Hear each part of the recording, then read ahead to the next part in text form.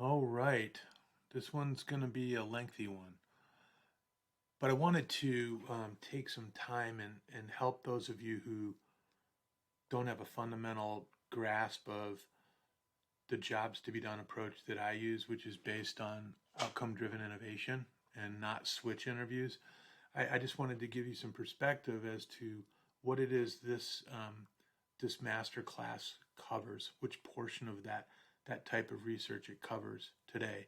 It covers a lot, it automates a lot, but the approach is very different than maybe what you're used to. So I wanted to kind of paint that picture for you and explain my way through this a little bit about what all the different components are that you're going to find in this master class and in the catalogs that we generate. So let me see if I can get my slide to move forward. There we go. So this approach to job to be done has basically 6 parts to it. We could break it down into 3, qualitative, quantitative, and strategy, but I want to break it down a little bit more than that because each of these areas really kind of require a different competency. And to some degree, these different areas may be automated just like I'm doing with this first phase. And it probably won't be in the too distant future. I'm just saying. So the first piece, what we're addressing here is really building a value model. I know a lot of qualitative research is designed to get to insights as an end output of that research, but I think we can all agree that the durability of those types of research projects is pretty low. They don't last long. Different group of people, you get a different set of insights. So what this is designed to do is build an extremely robust and stable model.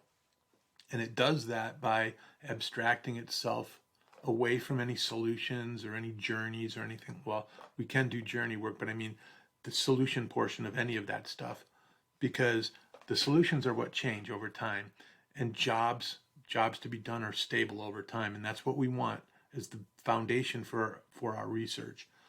So that's what we're focused on in this master class, is building that model. It's a lot of work, and it's the proprietary part of this approach, really. I mean, everything else, data science is data science, but the value model and the way you build that up is fairly proprietary. So that's why automating it is pretty important. So the next part, once we've done that, that becomes the backbone of a survey. So now that we have this logical model that's solution agnostic and all the metrics that end users or customers might use to measure success along the way, we can put that into a survey, and we'll get into a little bit of the detail, but not a ton. That survey is designed to prioritize the model in the market so that we can generate insights. So the next step is really kind of take the outputs from that survey, organize that into a data model that we can then analyze. And once we've gone through our analysis, which really should align with like a research imperative or a research plan that we've designed even prior to building the value model, then we can go and take the answers that we come up with and the insights that we surface and the value gaps we find in the market and formulate a strategy or a set of potential strategies. And only then can we really craft a story. So, the executives in your organization or your client stakeholders, they're going to be more receptive to a compelling story that is not a bunch of dots on a slide. They want to see real people, real emotions, real scenarios, and that's really what your job is there. So you can't do that until you have all of these other components. But let's take a look at the value model first. I've overrepresented the complexity here. I'm trying not to use other people's work product to describe this, but essentially it's a bunch of pieces that we put together, And at the center of that is what we're really trying to study, either a job to be done in a job map, or it could be a set of jobs, or something else at the core. And then all of these other elements that are orbiting it. So anybody familiar with data science may have heard of the star schema, where you've got a fact table in the middle and then you've got dimensional data all around it. That allows us to take a look at the core data through a different set of lenses. So that's what the point is here. So a value model really is composed of a job to be done and the end user, or the group of people who are trying to get the job done. We cover that. I give you some prompts to help you do that. The next thing that I do, and it's optional, but the next thing that I do is I generate contexts. I think we can all agree that context is very important when we're studying things. I mean, at a universal level, it may give us some good knowledge, but the context is really where we can take action, and it may be really super important to a particular organization to focus on an area like that. So what I do is I generate 20 contexts, and then we can go through and make a decision, either as independent researchers or working with a stakeholder, to figure out, what do we want to do here? Do we want to just analyze that universal kind of level job and then just capture the context to see how different respondents in different contexts rate these metrics? Or do we want to add the context into the job statement itself? And what you'll see in my prompts is that you can write the job statement and keep it the same, and then you just write a contextual clarifier in a different input, and it will generate a completely different map. So if you have 20 contexts in your database and you run 20 maps, you're going to get 20 different maps, because context is critical. So once I've done that, we've made that decision, then we can generate the job map. And once we've generated the map, then we can generate the success metrics for each step in the map. And that is the key piece of this this method, this accelerator tool, is to really get those generated, because they are very specific. The format that I learned is very specific, and that's the format I'm using in this course. There will be some other formats added to it, because I mentioned in another video, this format can be extremely difficult for some people to consume. So once I've done the map and the metrics, then I'll go on and I will generate what I call situations, like a situation table. And we've called them complexity factors in the past, but essentially they are external conditions.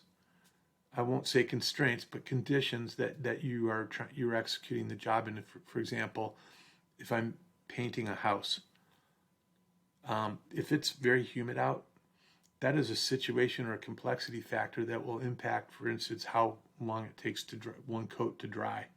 So it's good to know that type of information. So I usually generate about 20 of them, and then we put them in the survey, and they help us to explain why different segments of users struggle differently. One of the ways. Yeah, another is context. And another is emotional and social jobs. So we take a look at how people want to feel, or how they want to avoid feeling, or how do they want to be perceived or avoid being perceived when they're getting the job done. They're not helpful independently. A lot of people will tell you, when we call them emotional or social jobs, that there's different types of jobs. There's one type of job. It's a functional job. The other types of jobs have to be analyzed in the context of that functional job to be of any use at all. I know there's difference of opinion, especially with aspirations and things like that, but this is the problem space. We're on the front end of innovation here. We're not in the design space. So I know that that's another term that gets bandied about and has different interpretations. So you're just going to have to accept my interpretation for this, because that's the way I look at this.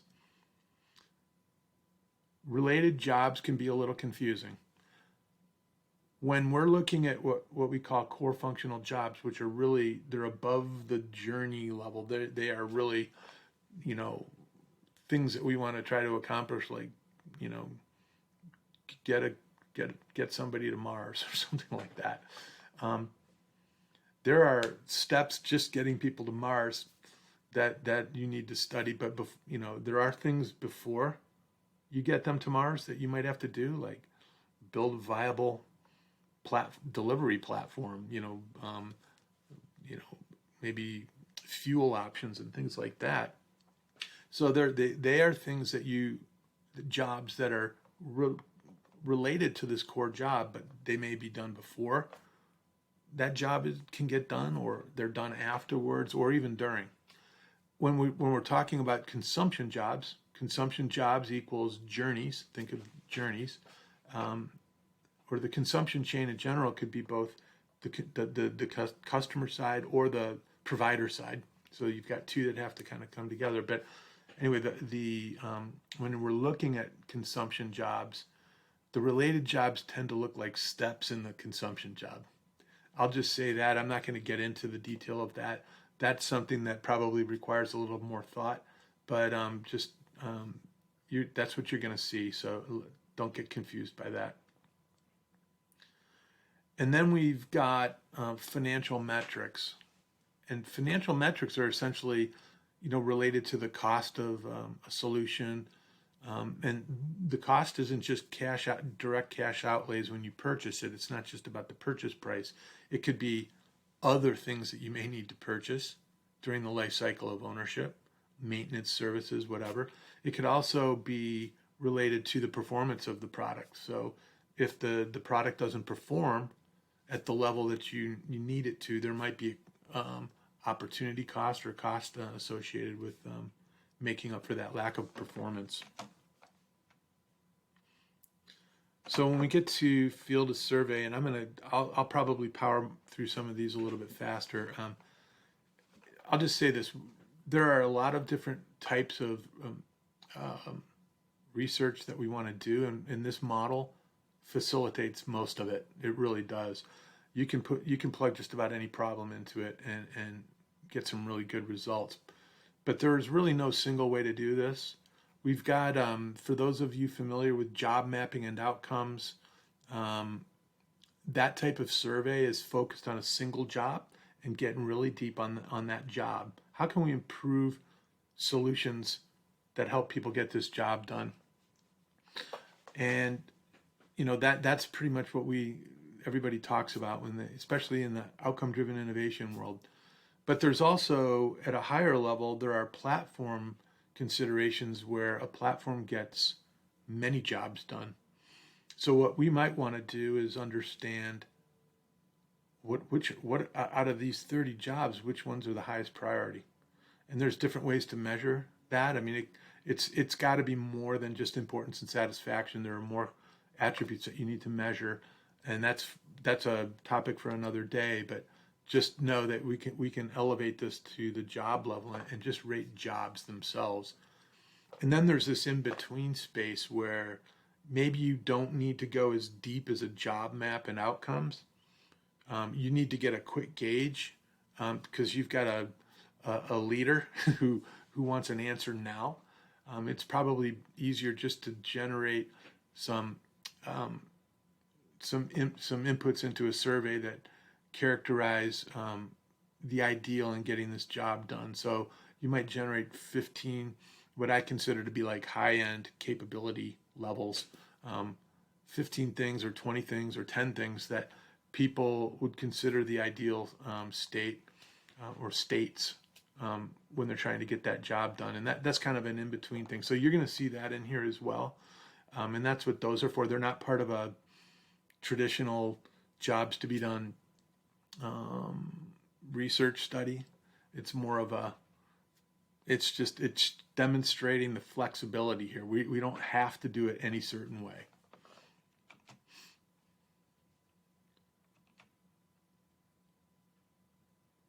Once that data comes out, you know, anybody that's done a survey has seen this flat file output that's not super useful.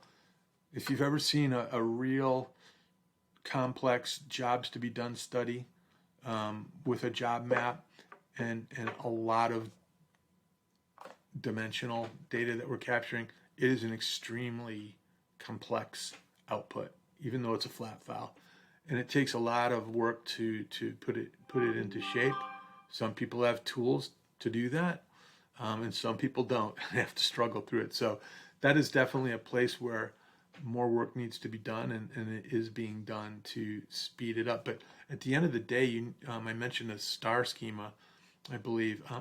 What you're trying to do is get the data in a format, and that's just one possible format that allows you to slice and dice it, prioritize it, segment it in a simpler fashion. So that's what we're trying to do when we get to that point.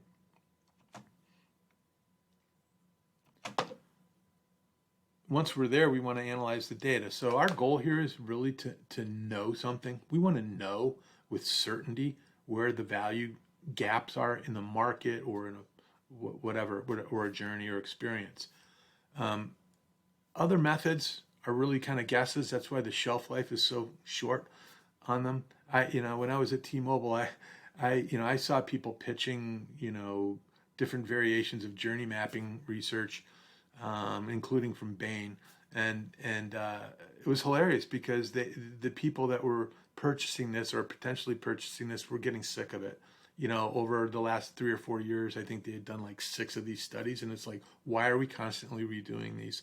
This will kind of solve that problem because, as I said, these models are very stable, so they give a good depiction of the market or of a journey. So, and because of all the metrics and all that, we're really capturing a lot of data when we field a survey, and we're able to slice and dice it in different ways. And this data is very forward-looking. And I'll just say from my experience, I've seen market research done, the old way, I guess, where we're constantly dealing with hypotheticals and things like that. And I've seen it done this way, and this way always wins. This way would have told someone, like my former employer, what they shouldn't have invested in 5 years ago. They were constantly making bad investments because it was just some leader's idea, and this approach will validate or invalidate it, or it will give you the medium through which you can ask questions in a new way to help validate or invalidate, as maybe even mini experiments. So you can do more than just study this main job. You can throw little experiments in as well. But the concept here is that this data is hard to beat. It really is. And I know most of you probably haven't gone this far with it, but this is where we're trying to go when we build these value models in the first step. And once we have all of that data and it's analyzed, now it's time to try to formulate strategies. Strategies can be, we can have a different strategy for different segments. So if we're doing segmentation based on needs, we may have an overserved segment, a couple of different underserved segments. They're all going to have different strategies tied to them. And then, of course, you've got to consider the fact that you might have strategies that are targeted at products or portfolios or services or marketing messaging. So you should be considering all of those things, and this type of data allows you to do that, and also to do that in comparison to competitors.